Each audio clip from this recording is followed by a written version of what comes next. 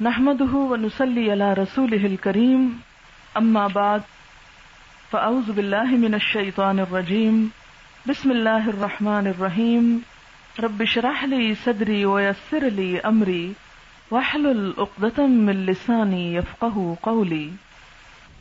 یہ جو عید آنے والی ہے اس عید کو کیا کہتے ہیں؟ عید قربان، اور کیا کہتے ہیں؟ عید الضحیٰ یا اضحیٰ؟ بعض لوگ تو عید الضحیٰ کہتے ہیں، اصل پروننسیشن جو ہے اضحیٰ ہی ہے، ٹھیک ہے، ضحیٰ نہیں ہے۔ ضحیٰ کہتے ہیں چاشت کے وقت کو، والضحیٰ واللیل اذا سجا، ٹھیک ہے نا۔ اور اضحیٰ جو ہے وہ اضحیۃ ان کی جمع ہے، اضحیہ کہتے ہیں قربانی کو۔ تو عید الاضحیٰ قربانی کی عید، عید قربان یا عید الاضحیٰ۔ اور کیا کہتے ہیں اس کو؟ بڑی عید، بڑی عید کہتے ہیں، ٹھیک ہے۔ اور کیا کہتے ہیں اس کو؟ بقرہ عید، ہاں بقرہ عید، شکر ہے گائے عید نہیں۔ ویسے بقرہ زیادہ جامع لفظ ہے نا، اس کو اگر بقرہ پڑھ لیں تو گائے بھی بن جائے، اگر بقرہ پڑھ لیں تو جی ٹھیک ہے۔ تو عید قربان، عید الاضحیٰ، بڑی عید، قربانی کی عید اور بقرہ عید، ٹھیک ہے۔ تو اس کا مطلب ہے کہ کوئی امپورٹنٹ اوکیزن ہے کہ نہیں، کوئی اہم واقعہ ہے، کوئی اہم چیز ہے، کوئی قابل ذکر چیز ہے۔ تو پھر کیوں کہتے ہیں بور ہو رہے ہیں؟ عید کی کیا بات ہے؟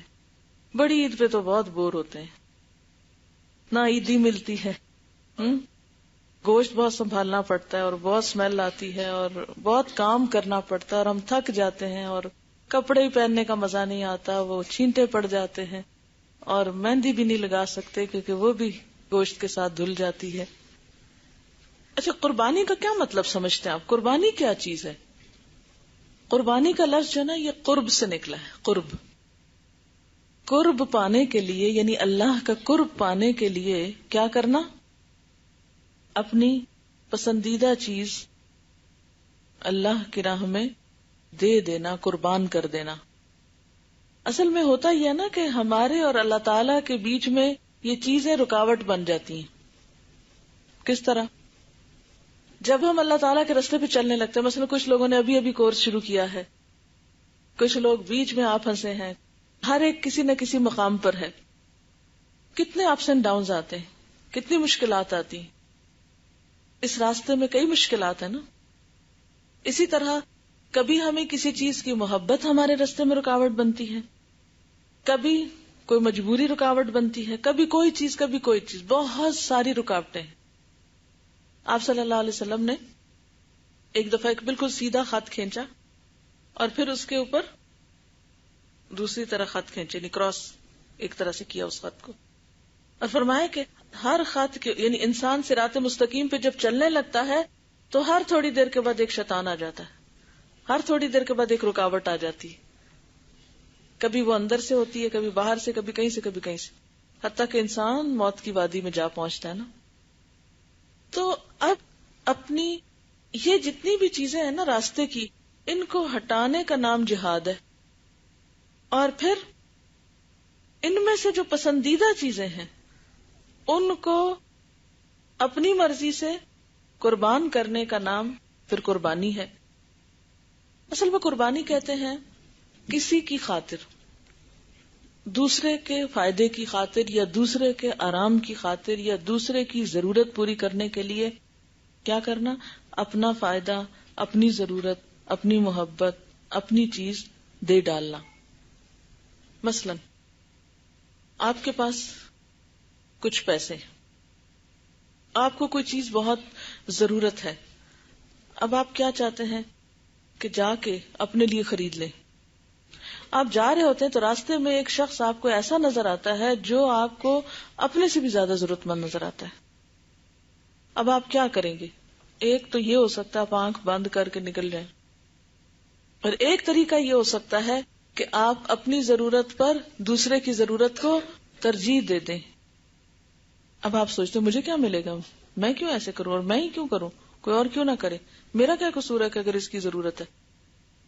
ایسا ہوتا ہے نا، کئی دفعہ ایسا ہوتا ہے. اب اگر ایک شخص وہ چیز دے دیتا ہے تو اس نے گویا کیا کیا، قربانی کی، اور جو نہیں دیتا اسے قربانی نہیں کی. اب جس نے قربانی کی وہ چیز جو اس کا امتحان تھی اس کو اس نے دے دیا، نچھاور کر دیا، اس کے صلے میں اس کو کیا ملے گا؟ وہ شخص تو اتنا ضرورت مند ہے کہ آپ کو کچھ نہیں دے سکتا، اسے کیا ملے گا؟ اللہ کا قرب ملے گا. قربانی کا مقصد اللہ کا قرب پانا ہے، اور قربانی کی روح کیا ہے؟ اپنی پسندیدہ چیز یا اپنی ضرورت پر دوسرے کی ضرورت کو ترجیح دینا. ٹھیک ہے. اچھا، اب آپ اس اصول کو دیکھیے، ہر جگہ نظر آئے گا. مثلا آپ جو یہاں بیٹھ کر پڑھ رہے ہیں، کیا آپ کو یہاں پہنچانے میں کسی نے کوئی قربانی کی ہے؟ کی ہے کسی نے کوئی قربانی کہ نہیں کی؟ آپ کے ماں باپ نے یا آپ کے رشتہ داروں نے یا آپ کے کسی نے کی ہوگی نا. آپ کی امی ہو سکتا ہے بہت بیمار ہوں، ان کو آپ کی خدمت کی ضرورت ہو. آپ کے بچے ہو سکتا ہے چھوٹے ہوں، آپ کو ہو سکتا ہے مال کی بہت ضرورت ہو اور جاب کی ضرورت ہو اس وقت، اور آپ وہ چھوڑ کر یہاں بیٹھے ہوں علم حاصل کرنے. تو یہ سب کیا ہے؟ دراصل قربانیاں.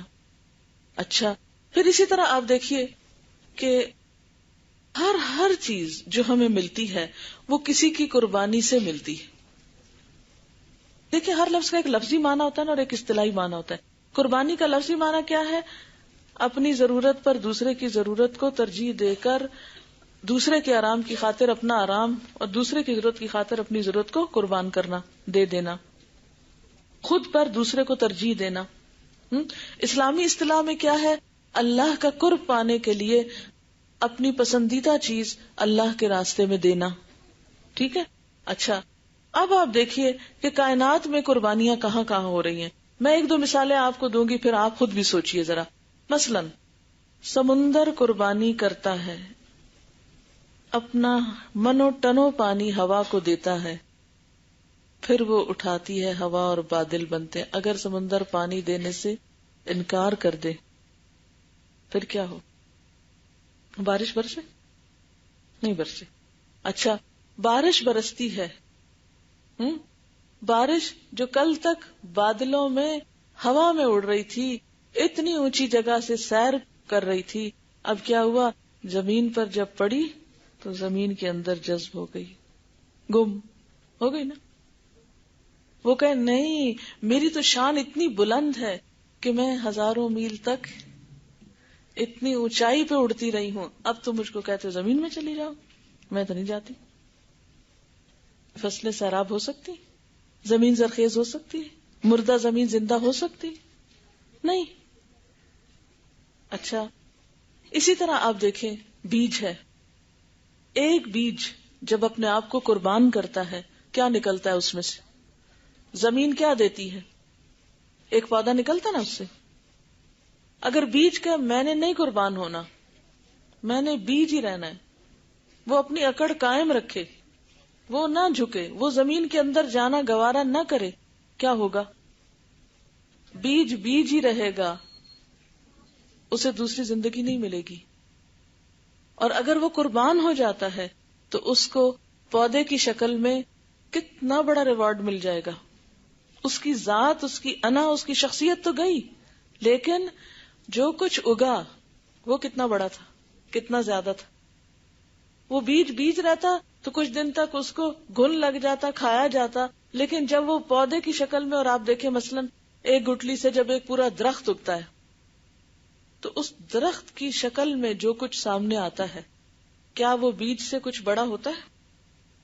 اس کا ریوارڈ کیا ہوتا ہے؟ اس قربانی کا ریوارڈ کیا ہے؟ مثلا پانی اگر ہوا میں ہی اڑتا رہتا بادلوں میں تو اس کا کیا ریوارڈ تھا؟ کوئی ریوارڈ نہیں. جب وہ زمین میں گیا تو کسی پودے کی شکل میں باہر آیا، ایک پودے کو، ایک فصل کو پروان چڑھانے، پھر سٹور ہو گیا زمین میں، وہاں سے انسانوں نے پیا، جانوروں نے پیا، کتنے اس کے فائدے نکلے. اسی طرح ایک بیج نے قربان ہو کر ایک پورے درخت کو جنم دیا. جب وہ درخت بڑھا تو اس سے کتنے پھل نکلے، کتنے پھول نکلے، کتنی اور زیادہ چیزیں سامنے آئیں. ریوارڈ کتنے گنا زیادہ بڑھ گیا، افادیت کتنے گنا زیادہ ہو گئی. تو بالکل اسی طرح جب بھی کوئی قربانی کرتا ہے بظاہر وہ چیز ضائع ہو جاتی ہے، لیکن اللہ کے ہاں اس کی قدر بڑھ جاتی ہے. اسی طرح جب قربانی کے موقع پر ہم جانور قربان کرتے ہیں تو کچھ عقل پرست لوگ، عقل پرست کیا کہتے ہیں؟ پیسے ضائع کر رہے ہو. پھر کیا کہتے ہیں؟ یہ خون برباد ہو رہا ہے، ویسٹ ہو رہا ہے، زمین میں جا رہا ہے. تو آپ کو پتا ہے کہ اس کا اجر و ثواب آپ کو آخرت میں ملے گا، اس کی قدردانی ہوگی. اور جو زمین پر بھی جاتا ہے، آپ کو پتا ہے کہ جانوروں کا خون زمین میں جا کے کیا کرتا ہے؟ کھاد بن جاتا ہے زمین کی، ضائع نہیں ہوتا زمین پہ گر کے بھی، اس کی بھی زمین کو ضرورت ہوتی ہے. مثلا میرے پاس یہ کتاب ہے یا میرے پاس یہ کاغذ ہے. کاغذ کیا تھا پہلے؟ ایک درخت تھا، ایک درخت تھا. یہ اپنی شکل، اپنا رنگ، اپنا سب کچھ قربان کر کے، اپنی آئیڈینٹی قربان کر کے کیا بنا؟ ایک کاغذ بنا.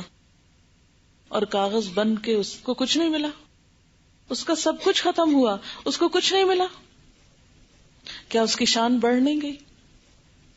بڑھی کہ نہیں؟ اس کو اتنے معزز کام کے لیے چن لیا گیا کہ اس پہ لکھا جا رہا ہے، علم کا کام ہو رہا ہے اس پر. اور قربانی کی کوئی مثال؟ اچھا، یعنی قربانی کے خون کو بھی اگر آپ پراپر جگہ پر ڈالیں، جیسے گھر میں اگر پودے وغیرہ ہیں، تو پھر آپ دیکھیں اس کا پھل کتنا آتا ہے. اس میں پروٹین بھی میرے خیال ہوتی ہے، اور بھی چیزیں ہوتی ہے، غذائیت ہوتی ہے. اب وہی دیکھیں نا، ایک خون انسانی جسم کو یا جانور کے جسم کو چلتا پھرتا رکھتا ہے. جب وہ پودے پہ جائے گا تو ایک دوسری شکل میں، دوسرے کیمیکل ریئیکشن کے ذریعے اس کو سینچے گا. تو حقیقت یہ ہے کہ وہ بھی ضائع نہیں ہوتا. پھر اسی طرح جو جانور کی اون ہے، کھال ہے، بال ہے، ہڈی ہے، کون سی چیز ایسی ہے کہ جو آپ کہتے ہیں کہ وہ ضائع ہوتی ہے؟ کتنے لوگوں کو کام ملتا ہے، کتنے لوگ جانور پالتے ہیں، کتنے قصاب جو ہیں ان کو مزدوری ملتی ہے، کتنے کھالوں میں نمک لگاتے ہیں، وہ اٹھاتے ہیں، فیکٹریوں میں لے جاتے ہیں، پھر وہاں فیکٹریوں میں کام کرتے ہیں. کتنی انڈسٹری بڑھتی ہے، کتنے لوگوں کو کام مل جاتا ہے. پتہ کیا ہوتا ہے عام طور پہ جب قربانی کی عید آتی ہے نا، کچھ لوگ کہنا شروع کر دیتے ہیں کیا فائدہ پیسے ضائع کرنے کا، غریبوں کی مدد کیوں نہیں کرتے؟ اس پیسے سے ہمیں غریبوں کی مدد کرنی چاہیے. اچھا، ایک شکل ہے غریبوں کی مدد کی کہ آپ ان کو ایزی منی دے دیں. ایزی منی کیا ہے؟ بکرا ذبح کرنے کی بجائے کیا کریں؟ بکرے کے پیسے جا کے کیش ان کے ہاتھ میں دیں، چاہے نشہ کریں، چاہے وہ کچھ کریں، وہ ہر سال بس صرف انتظار میں ہو قربانی کی عید آئے گی، ہم کو مفت کے پیسے ملیں گے، اور گھر بیٹھ کے ٹی وی دیکھتے ہیں، کیبل کنیکشن لگوائیں گے. ہاں، ایک یہ طریقہ ہو سکتا ہے. دوسرا طریقہ کیا ہو سکتا ہے؟ قربانی کریں، غریبوں کو گوشت دیں، وہ گوشت کھائیں، پھر اس کے بعد وہ آئیں، کھالیں، اٹھائیں، ان کو نمک لگائیں، فیکٹری میں کام کریں، جانور پالیں، ان کو چارہ کھلائیں، اور پھر اس کے نتیجے میں وہ پیسے کمائیں. کون سا طریقہ زیادہ بہتر ہے؟ ان کو جا کے بس ایزی منی دے دینا، یا ان کو بھی ایک ایکٹیویٹی میں شریک کرنا؟ آؤ سب کام کرتے ہیں، گوشت بھی کھاتے ہیں اور کام بھی کرتے ہیں. ایک قربانی کے ساتھ آپ دیکھیے کتنے لوگ وابستہ ہوتے ہیں، کس کس کو جاب ملتی ہے، کس کس کو کام ملتا ہے. کسائی تو بعد میں آتا ہے، سب سے پہلے تو جو جانور پالتا ہے چرواہا ہے. پھر چرواہا اکیلا نہیں ہوتا، اس کے ساتھ اور لوگ بھی ہوتے ہیں. ٹھیک ہے، پھر اس کے بعد یہ کہ جو ان جانوروں کو رسیاں باندھی جاتی ہیں، وہ رسیاں باندھنے والے، سنگلیاں بنانے والے. ٹھیک ہے، پھر جو شہروں میں جو چارہ لے کر آتے ہیں، ان چارہ والوں کا کتنا، جو چند دن بھی جانور جو شہر میں رہتے ہیں، کتنے لوگوں کو وہاں سے بزنس مل جاتا ہے. پھر اس کے بعد جب کاٹنے کا موقع آتا ہے، کتنے کسائی ایک دن میں اچھے خاصے پیسے بنا لیتے ہیں ایکسٹرا. پھر اس کے بعد جو کھالیں ہوتی ہیں یا اون ہوتی ہے، اگر اون ہی الگ کر لی جائے اور اون کی ایک مثلاً یہ جرسیاں بنانے کی ایک فیکٹری لگائی جائے، صرف ایک جرسی کے بنانے سے کتنے لوگوں کو اس میں کام ملا، کتنے لوگوں نے یہاں کاروبار کیا. پھر اس کے بعد یہ ہے کہ لیدر انڈسٹری میں کتنے لوگوں کو کام ملا. تو آپ ذرا سوچتے جائیں کہ اس ایکٹیویٹی سے، یہ جو عید قربان ہے، جو بڑی عید ہے، ایسا نہیں ہے کہ اس میں جانور ذبح کرنے سے پیسہ ضائع ہو جاتا ہے اور برباد ہو جاتا ہے. نہیں، ویسے بھی تو آپ دیکھیں عام طور پر آپ میں سے کتنے لوگ ہیں جو غریبوں کو گوشت بیچتے ہیں، اور کتنے ہی گھرانے ایسے ہیں کہ جہاں گوشت نہیں پکتا یا صرف بڑا گوشت پکتا ہے. یہ کبھی ہفتے میں ایک دفعہ، کبھی مہینے میں ایک دفعہ. ترکی میں ہمیں خود اتفاق ہوا جانے کا، اور وہاں پر کچھ ایسے لوگوں سے ملنے کا اتفاق ہوا.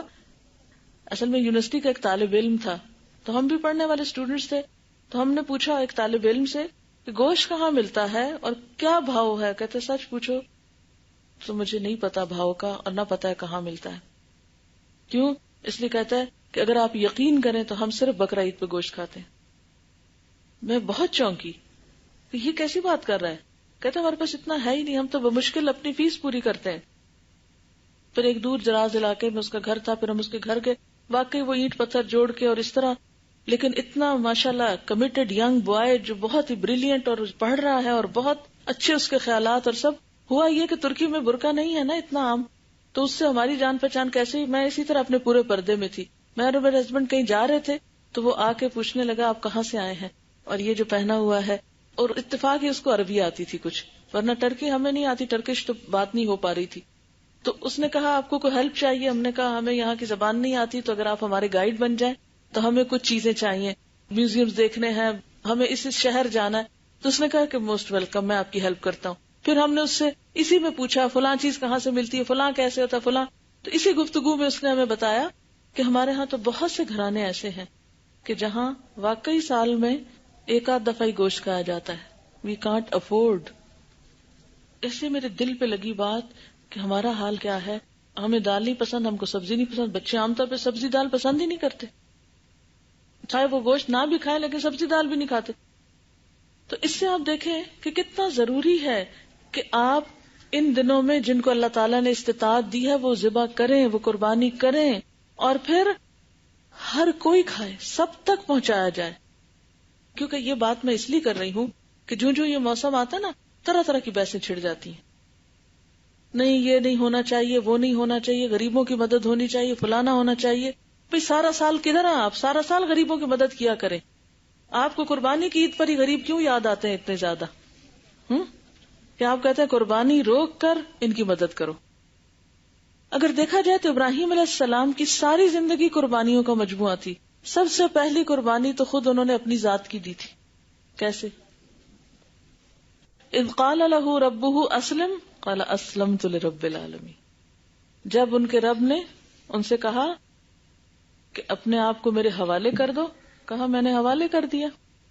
یہ سب سے بڑی قربانی ہوتی ہے. اپنی انا کی قربانی، اپنی مرضی کی قربانی، اپنی سوچ کی قربانی.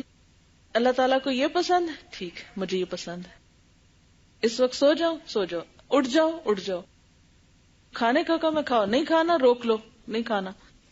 اچھا پھر کہا گیا اللہ تعالیٰ کی خاطر انہیں آگ میں کودنا پڑا، اور وہ اس کے لیے خوشی سے تیار ہو گئے. ہم جیسا ذرا کوئی ہوتا تو تھوڑی دیر کے لیے سوچیں کتنا واویلا کرتے ہم. اس کو فون کرتے، اس کو خط لکھتے، اس کے دروازے پہ جا دھمکتے اور کہتے دیکھو اب میرے ساتھ دین کے رستے میں ہو کیا رہا ہے. اب تو اگر آپ نے میری مدد نہ کی تو ہم تو لٹ گئے. نہیں، اس طرح تھوڑی دین کے کام ہوتے ہیں. بات بات پہ پریشان ہو گئے، بات بات پہ رونا دھونا شروع کر دیا، بات بات پہ شکایتیں لے کے پہنچ گئے، بات بات پہ ادھر ادھر لوگوں کو پریشان کیا کہ دیکھو ہمارے ساتھ کیا ہونے لگا ہے. ہم جب سے اس دین کے رستے پر آئے ہم کو تو بڑی آزمائشیں آ رہی. ایسے نہیں کام چلتا. اس کے لیے کیا ہے؟ چھوٹی پریشانی ہو کہ بڑی پریشانی ہو، چھوٹا دکھ ہو کہ بڑا دکھ ہو، کیا کرنا ہے؟ صبر کے ساتھ نماز، فوراً جھک جانا، فوراً اللہ سے مدد مانگنی. جب ہم نے اپنا آپ اللہ کو دے دیا تو پھر شکوے کس بات کے؟ ہاں پھر تو سب اسی سے ہے. اور کیا قربانی کی تھی ابراہیم علیہ السلام نے؟ جی ہاں، بیوی اور بچے کی قربانی. ان کو چھوڑ آئے تھے بالکل دور دراز کے علاقے میں کہ پتہ نہیں پھر کب ملاقات ہوگی. اپنی بستی، اپنے والدین، اپنا علاقہ، اپنا سب کچھ چھوڑا. کسی نے بہت اچھی بات لکھی بیچی ہے، دنیا کے لحاظ سے دیکھا جائے تو 1+1 2 ہی ہوتا ہے. اگر ہم 1 اور 1 کے بیچ سے پلس کو ہٹا دیں تو ہمیشہ 11 پڑا جائے گا. اگر 1+0 کریں تو 1 ہوگا. اور پھر انہوں نے ایک اور اکویشن لکھی 1+0+0+0. لیکن اگر ہم ان سب کو پلس کے بغیر دیکھیں تو 1110 پڑا جائے گا. سمجھ آئی یہ بات آپ کو؟ تو یہ جو بیچ کے نشان ہے نا پلس کے، ان کو ہٹاتے جائیں تو آپ قریب ہو جائیں گے. رہے گا کچھ نہیں آپ کو، 0 0 0. یہ بھی دے دیا، یہ بھی یہاں سے بھی خالی، یہاں سے بھی خالی، یہاں سے بھی خالی. اور آپ 1 تھے تو کیا بن گئے؟ 10 بن گئے، 100 بن گئے، 1000 بن گئے، اور بڑھتے چلے جائیں. ایسے ہی درجے بڑھیں گے آخرت کے.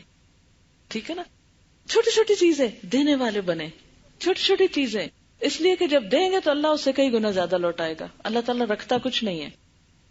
جب ہمارا دل جب تنگ ہوتا ہے نا، وہ جیسے حدیث میں آتا ہے نا، گن گن کے نہ دو ورنہ اللہ تعالیٰ بھی گن گن کے دے گا.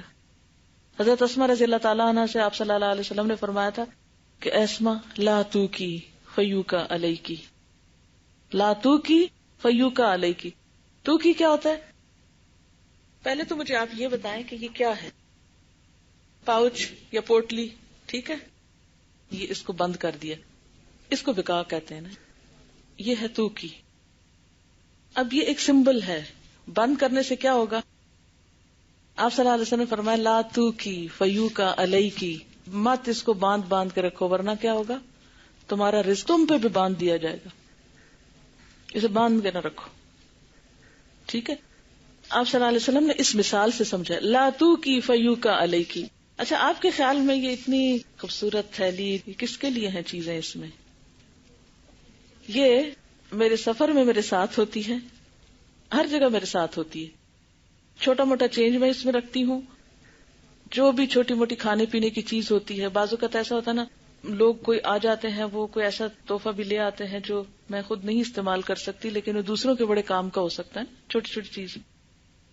تو جو بھی مجھے گھر میں ایسی چیز نظر آتی ہے نا جو میں سمجھتی ہوں کہ یہ استعمال نہیں ہو رہی ہے، کچھ ایسی چھوٹی چھوٹی چیز میں اس میں ڈال کے رکھتی ہوں.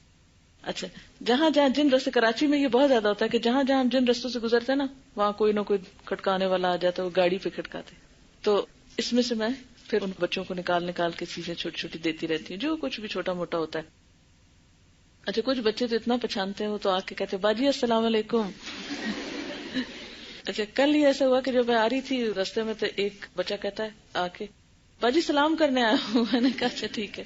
وہ ایک لمبا اشارہ آتا ہے وہاں پر، تو جب وہ اشارہ قریب ہوتا ہے نا تو میں اس کو کھول لیتی ہوں اور پھر اس میں سے ایک ایک دو کیوں بےچارے دھوئیں پہ کھڑے ہوتے ہیں، پتہ نہیں کچھ کھایا ہوتا ہے کہ نہیں کھایا ہوتا. اور پھر مافیا بھی بہت ہے کہ لوگ ان سے بیگنگ کرواتے ہیں. اگر ان کو پیسے دیں نا تو پھر کیا ہوتا ہے، ان سے چھین جاتے ہیں، ان سے چھین بھی لیتے ہیں. ان بیچاروں کو پتہ نہیں کس طرح کی روکھی سوکھی کچھ ملتی یا نہیں ملتی، تو پھر یہ لوگ کھا نہیں سکتے. تو چھوٹا سا بسکٹ، چھوٹی چھوٹی چیز، بڑی میں چیز خود کیری بھی نہیں کر سکتی، اٹھا بھی نہیں سکتی، تو اس کو پھر چھوٹا سا ڈال لیا، پھر اس کو خالی کر لیا. پھر اس کے بعد یعنی جیسے میں اپنے اور چیزیں روز نکالتی ہوں نا باہر، تو شام کو اس کو بھی نکال لیتی ہوں. تو جیسے اور چیزیں پیک کرتے ہیں، اس کو بھی تھوڑا تھوڑا پیک کر لیا.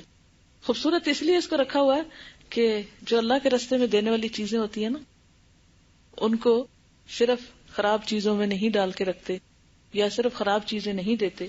اور اس میں جو سویٹس بھی ہیں وہ بھی دودھ اور اس کی بنی ہوئی ہیں، یعنی کہ جو ہم خود کھا سکتے ہیں.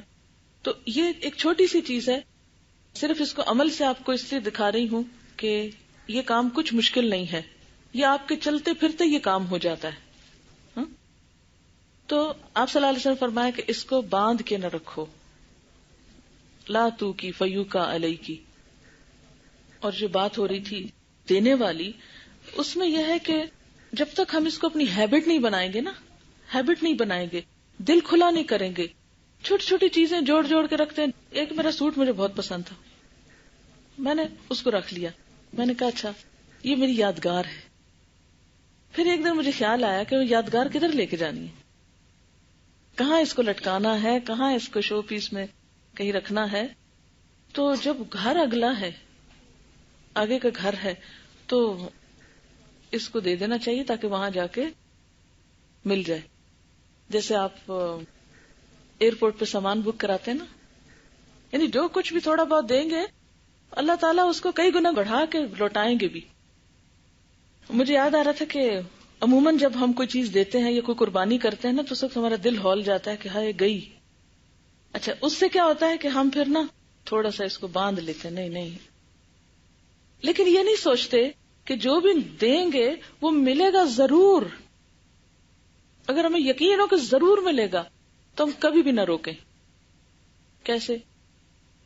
اس بات کو مجھے اس طرح سمجھ میں آتا ہے، جیسے آپ نے اگر کبھی باہر سفر کیا ہو تو وہاں پر یہ ہوتا ہے کہ آپ جو ہی انٹر ہوتے ہیں نا ایئرپورٹ پہ، ٹرمینل میں داخل ہوتے ہیں تو آپ سے آپ کا سامان بک کر لیتے ہیں، لے لیتے ہیں، آپ کے ہاتھ میں نہیں چھوڑتے. اور پھر جب آپ دوسرے شہر میں اپنی منزل پہ پہنچ جاتے ہیں تو وہاں آپ کا سامان آپ کو مل جاتا ہے. وہ آپ کو بک کرتے وقت ٹیگز ہوتے ہیں وہ دیتے ہیں، یعنی رسید دیتے ہیں ایک طرح سے، اور کہتے ہیں کہ آپ جب اترے تو آپ اپنا سامان لے لیں. اور وہ پھر نمبر ٹیلی کر لیتے ہیں، یہی سامان تھا نا آپ کا، وہ چیک کرتے ہیں وہی سامان ہے تو پھر وہ دے دیتے ہیں. میں ہمیشہ اس بات پہ سوچتی ہوں کہ جب ہم اللہ کے راستے میں دے رہے ہیں نا تو وہ بک کرا دیا نا سامان. دینے کو کیا سمجھا کریں؟ یہ بک ہو رہا ہے، یہ کہیں نہیں جا رہا، یہ میرا ہی ہے، یہ بیگ میں رہے یا ادھر جائے یہ میرا ہی ہے، کسی اور کو نہیں جا رہا، یہ مجھے ہی جا رہا ہے، میرا ہی فائدہ ہے، بک ہو رہا ہے بس. اچھا بکنگ کرا دی سامان کی، جب کل جا کے لینا ہے تو وہ رسید چیک نہیں کریں گے؟ یہی دیا تھا نا، جو دیا تھا لے لو. اللہ تعالیٰ کی یہ شان ہے، کو کئی گنا بڑھا کے دیتا ہے. یہی بڑی قربانی کی بات ہے کہ جب کوئی چیز ہم دیتے تو ہمیں لگتا ہے ضائع ہو گئی، چلی گئی، گر گئی، ختم ہو گئی، فنا ہو گئی، لیکن وہ فنا نہیں ہوتی. بعض اوقات ہم کسی چیز کے جانے پہ روتے بھی بہت ہیں، کسی قربانی کو کر کے پھر رونے بیٹھ جاتے ہیں. اچھا مجھے یاد آتا ہے کہ میری بیٹی میرا خیال ہے 3 سال کی تھی یا ایسی تھی کوئی اس کی عمر، تو میں پی ایچ ڈی کر رہی تھی تو اس کو میں ساتھ لے گئی کچھ عرصے کے لیے. تو اس نے شاید پہلی دفعہ اتنا لمبا سفر کیا تھا. اس کے کچھ کھلونے تھے جو ایک بیگ میں تھے، تو بچوں کو اپنے کھلونے سے بہت پیار ہوتا ہے نا.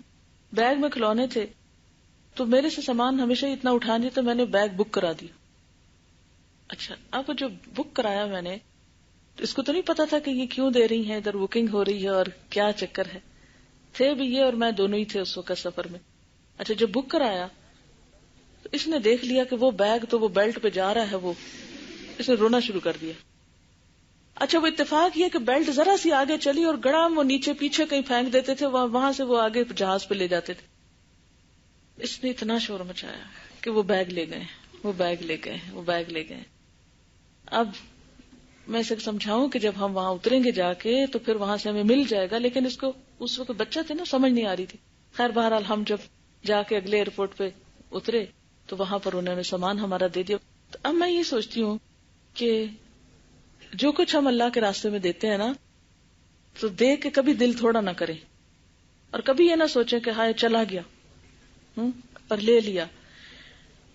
کوئی بھی چیز جو اللہ کے راستے میں آپ دیں، بظاہر وہ جاتا ہوا محسوس ہوتا ہے. اور یہ جو ہر سال ہم سے قربانی کی عید کروائی جاتی ہے نا، ہر سال ہم کو کرنی پڑتی ہے قربانی، جو بھی صاحب استطاعت ہے، اس کے پیچھے بھی روح، مقصد اور فلسفہ یہی ہے کہ ہم اللہ کی راہ میں دیں. اور پھر آپ دیکھیں نا کہ ایک ریچول بنائے کہ جانور قربان کریں، جو واقعی عقل کہتی ہے اس کو قربان کریں گے، بیچارے کے اوپر چھری پھرے گی اور پھر خون نکلے گا اس کا، اور پھر کیا حاصل، کیوں اتنا گوشت اکٹھا ہو رہا ہے. یہ سب عقل کی باتیں. جو قربانیاں محبت میں کی جاتی ہیں ان کو گنتے ہیں کبھی آپ؟ جس سے جتنی محبت ہوتی ہے اس کے لیے اتنی بڑی قربانی کرتے ہیں نا، تو گنتے ہیں، احسان جتاتے ہیں، وہاں عقل استعمال کرتے ہیں. ایک کارڈ جو آپ 100 روپے یا 150 روپے میں بعض اوقات خرید لاتے ہیں، اس کے پیچھے کوئی لاجک ہے؟